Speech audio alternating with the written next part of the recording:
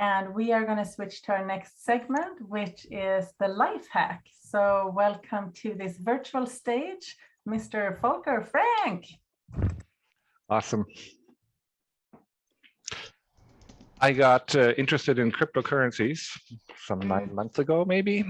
And I'm sort of wondering how many of you are getting really confused by all the lingo, the cryptocurrencies, the crazy names, NFTs, DeFi and decentralized finance, and what this is all about. So I thought we'll take a bigger picture view on what's actually happening, and if that helps us orient ourselves to this new world. I got to Silicon Valley in 1994, and I remember the noise we had at that point around the internet. That was when we had dial-up modems, Netscape just showed up, and I remember the first time I put a credit card into a web form and just prayed that magically 10 days later, a book would show up on my doorstep, and I wasn't really sure I could trust that whole process.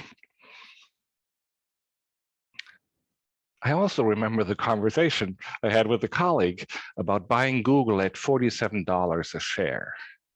And I thought to myself, I'm not stupid. They don't even know how to make money yet. And they're already valued at $1 billion.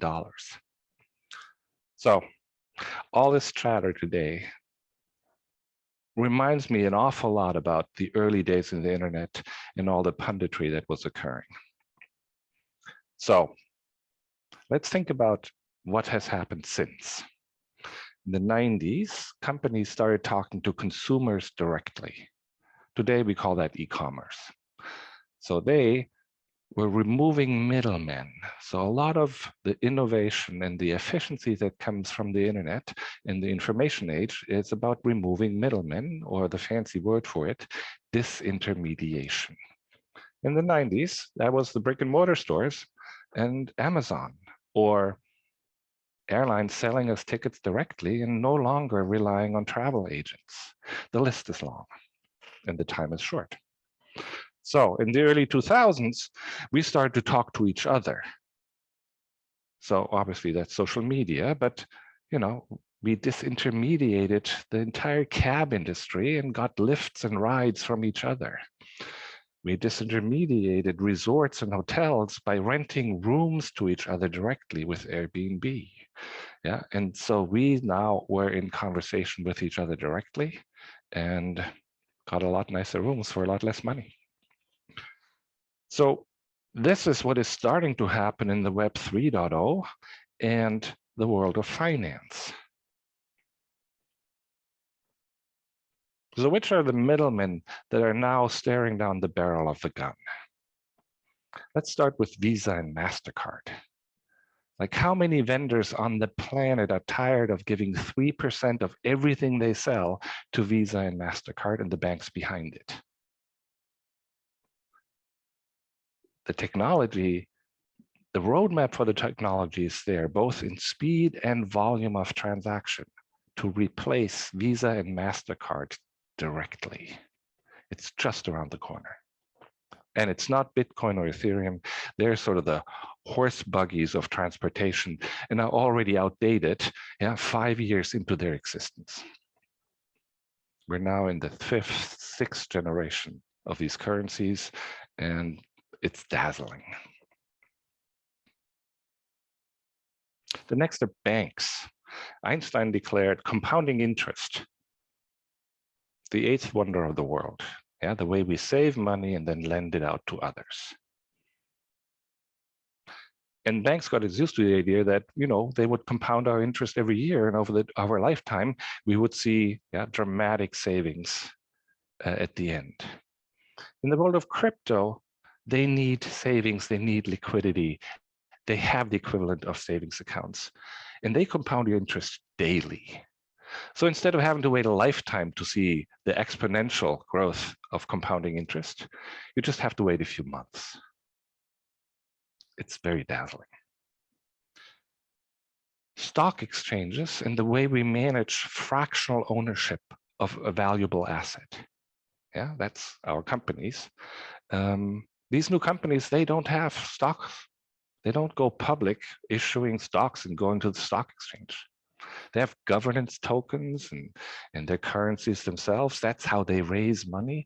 And I don't think we're far off where companies will stop issuing shares and deal with investment banks and the New York Stock Exchange and are issuing their own tokens and going public, yeah, on the blockchain. But that's not just how we have fractional ownership of companies. It's how we have fractional ownership of music rights, yeah, and the record companies, or fractional ownership of movies and what Hollywood studios are doing these days, or fractional ownership of the art world and how we own Picasso's. Like a few months ago, a decentralized autonomous organization, which is a fancy word for a piece of software that governs decision-making and ownership rights, collected over $50 million from complete strangers around the world to place a bid on a Christie's auction for a $50 million painting. And they lost the bid by a few $1,000,000 and someone went over. These people didn't know each other and they were pooling $50 million to go to Christie's. Easy to do. The technology exists. We just have to get used to it still. And then there's gaming, the professionalization of gaming. Gaming is already the biggest part of our entertainment industry. It's not Hollywood movies, it's games, and they're becoming professionalized. Yeah, they call it esports today. Yeah, it's like our sort of sports metaphors.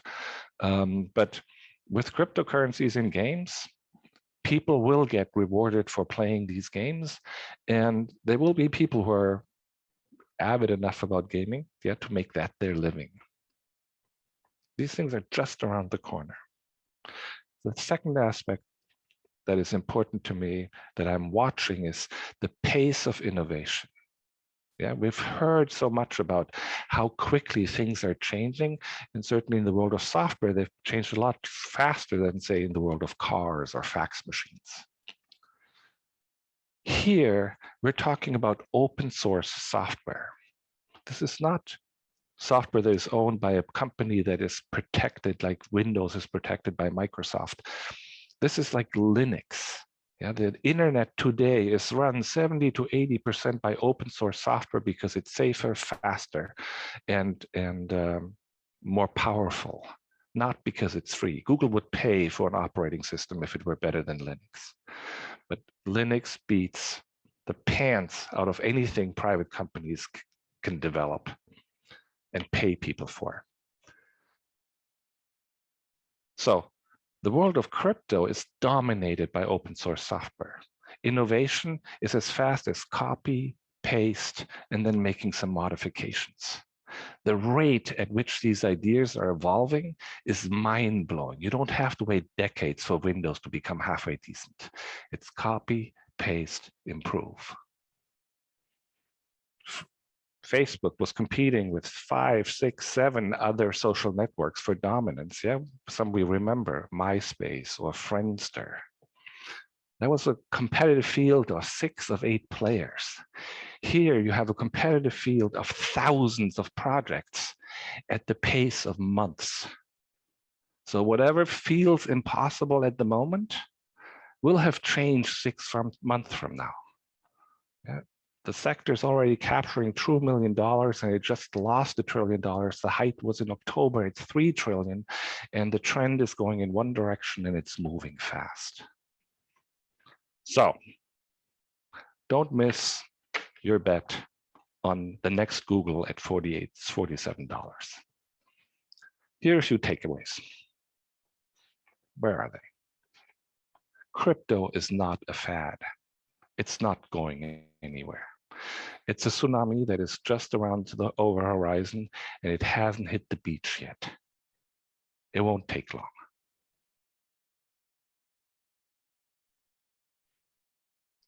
It's early days, no matter what the chatter and the noise is. This is like e-commerce in the early 90s. Yeah, a few people have entered a credit card into a form and we're awfully nervous about it.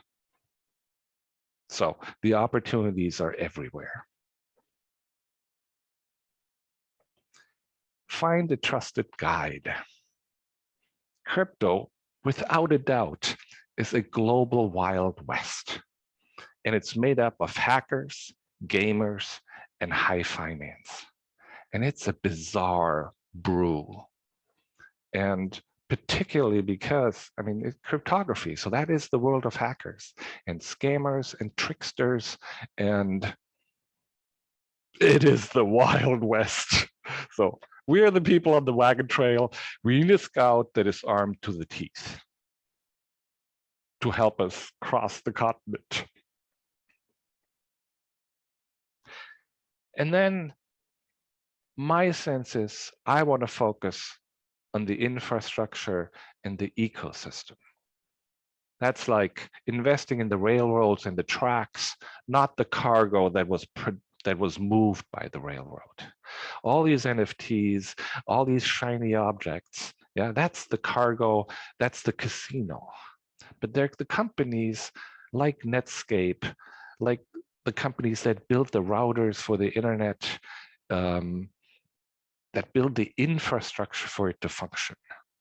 These companies are the backbone of a new financial system that is outside of national jurisdiction.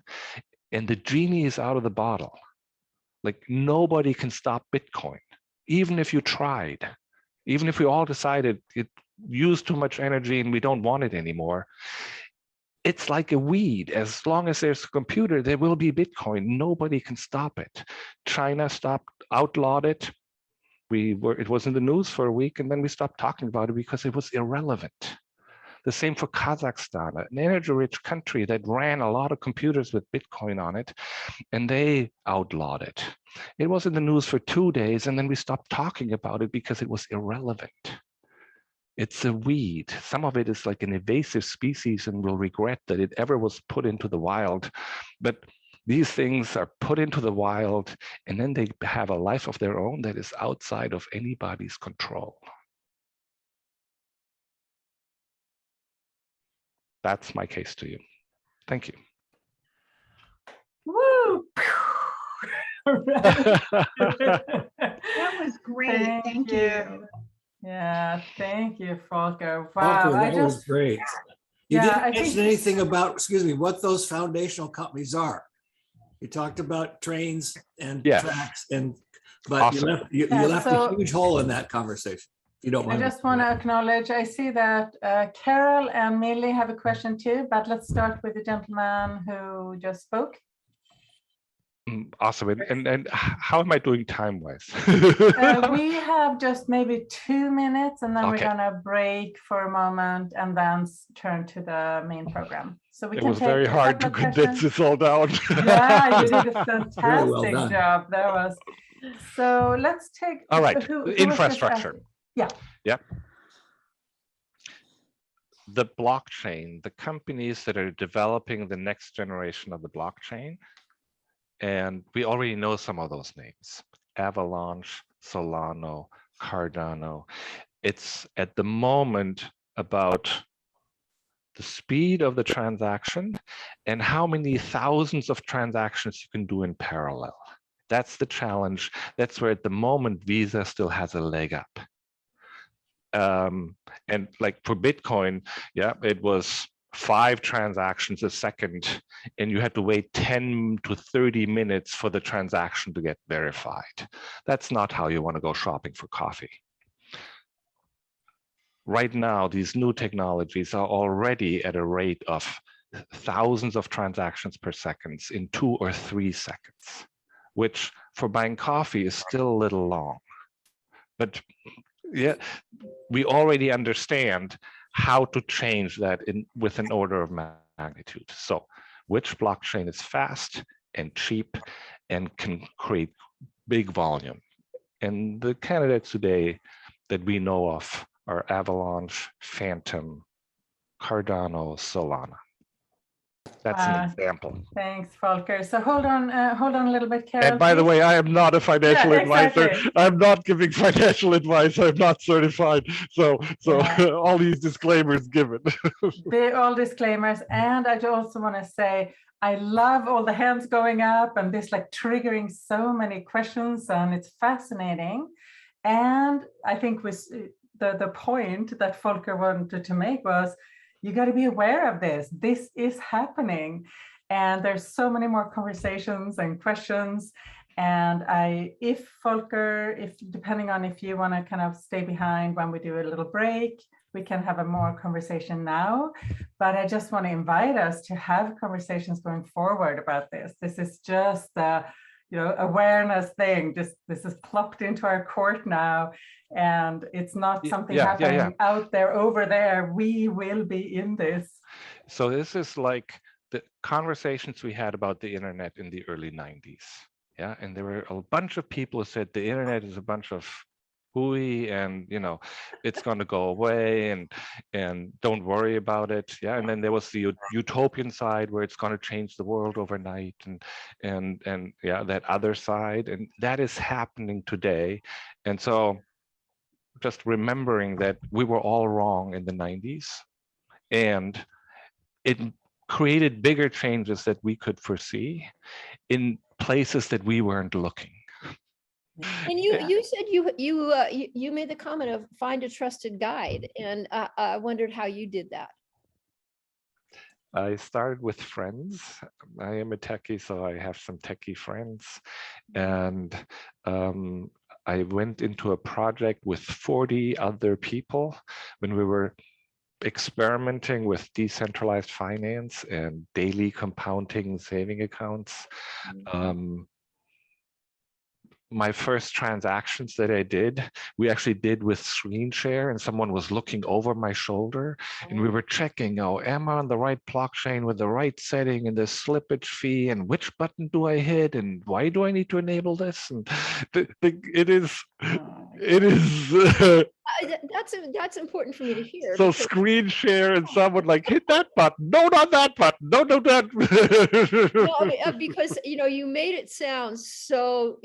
You simplified it in a way that I've never heard before, and so by you saying, it's not easy to get started. Find somebody who knows what they're doing, is already in it, and has maybe made a mistake. You will not be able to get started without sharing your screen with someone who doesn't know your passwords and any of that, but who is looking literally over your shoulder before you click. Is that where you got the aha moment when you realized what it was all about? I no, but it was more like I've sent money into the wilderness to places where I can't get back to them. Just because there was a little difference in the setting, and suddenly I was like, okay, the money is there, it's in the public record, and I can't get to it anymore. What did I do? And then, I did a bunch of research, hours of research, and I found a way like, oh, no, I can still get to it, fine. Funny, like I can see my money, but I can't grab it. Everything's public. So the blockchain is a public financial record where you can see your money, but it's safe, so safe that in many circumstances you can't get to it either. And that's something to be avoided. So there's a lot of guardrails missing. There's a lot of you are allowed to shoot yourself in the foot freely.